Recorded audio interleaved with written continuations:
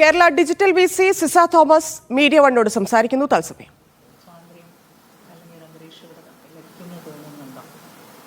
അല്ല, അത് ഇപ്പം നിങ്ങൾ KTUവിൻ്റെ കാര്യത്തിൽ എടുത്തു കഴിഞ്ഞാൽ ഇതിനേക്കാളൊക്കെ വളരെ ബുദ്ധിമുട്ടുള്ളൊരു സാഹചര്യത്തിൽ കയറിയിട്ടും ആദ്യത്തെ കുറച്ച് ദിവസങ്ങൾ ഒരു ബുദ്ധിമുട്ടുണ്ടായി എങ്കിൽ പോലും ചുരുങ്ങിയ കാലയളവിൽ ഒരുപാട് കാര്യങ്ങൾ ചെയ്യാൻ പറ്റി എന്നുള്ളൊരു ആത്മസംതൃപ്തിയുണ്ട്.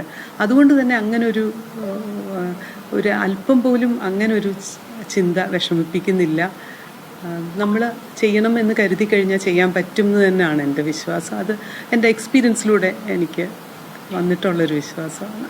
ഈ പ്രതിഷേധം, നിയമ നടപടികൾ, ഇതിലെല്ലാം കൂടി പോകുമ്പോൾ നമുക്ക് ഫ്രീ ആയിട്ട് പ്രവർത്തിക്കാൻ പറ്റാത്തൊരു സാഹചര്യം ഉണ്ടോ എന്ന് വെച്ചാൽ എപ്പോഴും ഇങ്ങനെ ഒരു പ്രശ്നത്തിൻ്റെ ഒരു അന്തരീക്ഷം നിലനിൽക്കുമ്പോഴേ അത് എപ്പോഴെങ്കിലും ദോഷമായിട്ട് തോന്നിയിട്ടുണ്ടോ? ആത്യന്തികമായിട്ട് ഇപ്പം ഗവർണറാണെങ്കിലും സർക്കാരാണെങ്കിലും ഇപ്പോൾ ഈ യൂണിവേഴ്സിറ്റിയിൽ കുട്ടികളുടെ ഒരു ഭാവി അതുകൂടി വലിയ കാര്യമാണ്. അത് എല്ലാവരും ചിന്തിക്കേണ്ട കാര്യമാണല്ലോ, അല്ലേ?